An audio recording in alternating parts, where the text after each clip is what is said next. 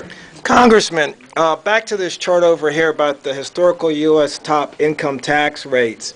What is the thinking in Congress that they want to raise the rates? I mean, each person, each taxpayer gets one vote.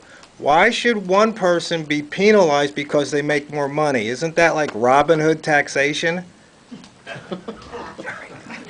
No, the theory is if you earn $1 million a year, you can provide for your family, your kids, and everything you want, and you can afford to pay a little bit more in taxes than someone who earns minimum wage, who can't really provide for their family, their kids, and everything else they need. So we've had a tradition of progressive taxation in this country since the Wilson administration.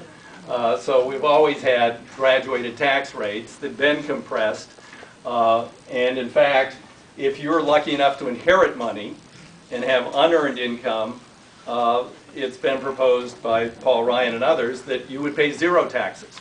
So at some point you have to talk about, is there a collective responsibility, and do we all benefit from having law enforcement, police, fire, clean water, transportation system, a Coast Guard, Border Patrol, a military.